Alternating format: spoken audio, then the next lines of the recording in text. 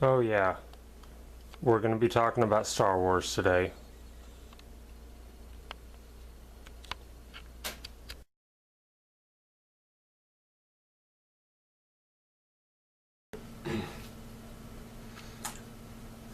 Hey everyone, I'm back. Now, I started this channel with an original purpose in my mind, and well, I stopped for a while. I haven't done one for a little while, but had some stuff come up to where it really wasn't on the forefront of my mind. And so I'm trying to get back into this, but I'm not going with my original purpose right now. I'm kind of doing a little side thing. I've decided that I want to go through and do trilogy reviews. And we're starting with the big one. We're starting with Star Wars. We're going to talk about the prequels today, all three of them. I don't have a whole lot to say on them just because everybody has reviewed these movies. I just kind of want to put my own thoughts out there. And so we're probably going to shoot through some of this.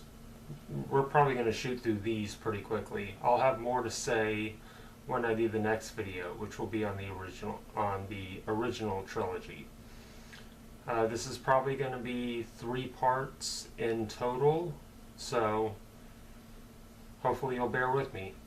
So let's get started with the prequels. Now, one of the things with these 3 movies that you kind of have to remember and you kind of have to think about it, and it will help you enjoy them a little bit more, is that the plot of these movies really isn't as important. What's important about these 3 movies in particular is the relationships between the characters. That's really the main driving point of them. It's trying to build up the relationships between the Emperor and Anakin, between Anakin and Padme, and between Anakin and Obi-Wan Kenobi. That is really the main selling point of them. So let's get started with episode 1. Yes, the main plot of this movie is trade disputes, which I know is ridiculous. But if you really think about it and break it down, the important part of this movie is the real beginnings of where you're seeing the Senate start to turn into what we know as the Empire. It's really the beginning of that transitional process. And that's really the only good thing that this movie did, in my opinion. This is really basically an exposition movie more than anything. It's introducing us to the characters. All of them, apparently every single character in the Star Wars universe has to have a backstory, except for Obi-Wan Kenobi or Han Solo. They never did that. But anyway, I digress. The acting in it is not great. I'm not saying that it's horrible, but Liam Neeson's in this movie, and he kind of outshines everyone. Liam Neeson did a good job in this movie. Still not great, but he did a good job in it. And, you know, this was kind of really the beginning of his comeback.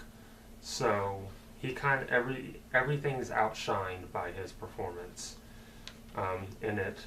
Even Natalie Portman, who is quite possibly one of my favorite females alive, isn't her usual outstanding self in it.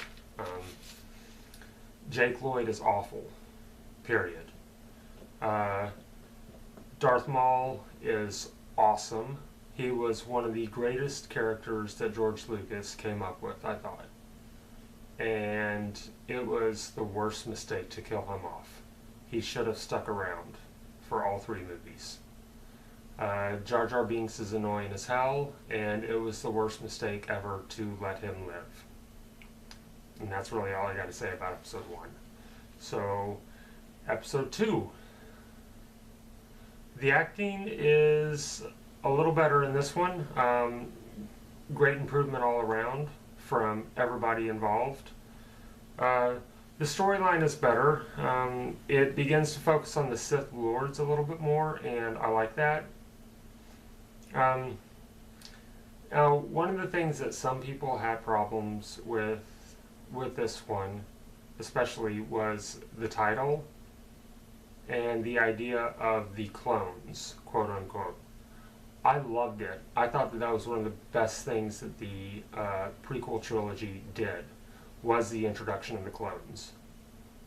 Because not only did it answer a question from the original trilogy that we all were wondering about, was what were the Clone Wars, but I really like the idea of giving the stormtroopers the quintessential background expendable character from the original trilogy. I like the idea of giving them a backstory, and not only that, but giving them an intricate and involved and important backstory. I thought it was brilliant that they did that. This movie was a chance to really focus on Obi-Wan Kenobi's character, and Ewan McGregor just does an amazing job. I thought he was a perfect choice to play Obi-Wan Kenobi. The way they portrayed him in this is a way that I could imagine Obi-Wan Kenobi being when he was younger. You know, in the original trilogy, he's a little bit more wise and calm and very sage-like, but this is how I could picture him as a younger man, and I thought he did a great job with it. Sorry. Jango Fett was introduced in this one, and Jango Fett was a badass. You know, he was cool. I liked his character, even though he was a bad guy. It didn't matter. I liked him. I thought he was awesome. Christopher Lee is in this one, which Christopher Lee makes any movie better. Period. Anything that he has put in, the movie is at least 10 times better just for his name being on the bill. One of the major downfalls of this movie is that I didn't like that they focused so much on the love story in this one. I thought that they could have had a little less of that. I understand that it was an important part of the movie, an important part of the whole story, but I didn't feel that there was a need for quite as much as they did put in. And Jar Jar's still alive, which sucks. Episode 3. Now this one I might talk about a little bit more because this one was my favorite out of the prequel trilogy. Hayden Christensen and Ian McDiarmid gave really great performances in this one, especially Ian McDiarmid. Although Hayden Christensen really stepped up his game for this one. But this was a very important movie for their characters, and as actors I imagine that it was really pretty tough for them because it's a pretty big transition they're having to do. Ian McDiarmid is going, his character is making his final transition into the Emperor in this one. And Hayden Christensen is making his final transition from Anakin Skywalker to Darth Vader in this one. And those are pretty big jumps for both of them. And I thought that both of them pulled it off very well. Natalie Portman, not so great in this one. She was kind of flat, I thought. And her character was honestly pretty annoying in this one. I don't know, something about her character in this one just really kind of grated on me. Ewan McGregor was brilliant as always in this one. He did a great job. He had some really great parts in it. One of my favorite scenes in this one was when he finally kills General Grievous, and he ends up having to kill him with a blaster, and he just looks at it and says "so uncivilized" and then tosses it away. I thought that that was just a hilarious little line that he has. The final lightsaber battle we have to talk about. It is just brilliant. I mean, it's poetry in motion. This is a battle that, you know, has in a lot of ways kind of been building up the entire movie, and in some ways throughout most of episode 2. The tension is just building and building and building between the two characters. And you know it's coming. Throughout this entire movie, you know that it's coming, that they're eventually going to fight each other. And it doesn't disappoint. It's one of the better lightsaber battles, I thought, in the whole of Star Wars. And I will say that.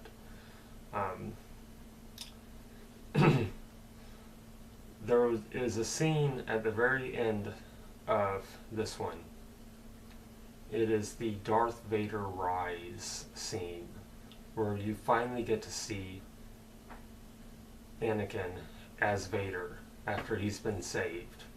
And to just hear the Emperor's voice say that line, and to hear him come up with the music in the background, it is the best 15 seconds of this whole trilogy. Right there. It's just a beautiful scene. And unfortunately, Jar Jar is still alive. I still don't understand how his character made it through 3 movies. But there you go. And that is... I mean, I know I kind of went through those quick, but that's pretty much all I got to say about these 3. I have 2 other things that are overall thoughts on the prequel trilogy that I would like to discuss. Number 1, the real hero of these movies was R2-D2. He should have been the main character. He saved everybody's life. At least once.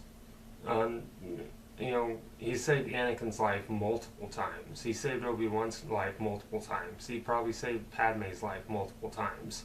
He saves everybody, and he never got any appreciation for it. And finally, Obi-Wan Kenobi should have been the chosen one.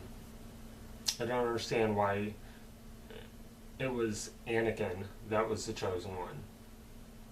Obi-Wan Kenobi was the better man, and if you really think about it, they battle 3 Sith Lords die in the prequels. Obi-Wan kills 2 of them, and he defeats Anakin in the lightsaber battle. So I don't understand why Anakin was the chosen one if he could have gotten beaten so easily. He was supposed to be better than everybody. He was supposed to be able to destroy any Jedi, but he couldn't defeat Obi-Wan Kenobi. He couldn't defeat the guy who trained him. So I don't get that. Overall, I really don't think that the prequels are as bad as everybody makes them out to be. I think there's some very good points to them. I think that it was a good idea. I think that it was a great idea to introduce this to everybody and to show the exposition of building up to what we know from the original trilogy of Star Wars and what we've seen. Just my own personal opinion, some of the stuff maybe could have been handled a little bit better, but overall, good. It doesn't hold the brilliance that the original trilogy has, but they're still very good. So that's pretty much all I got to say.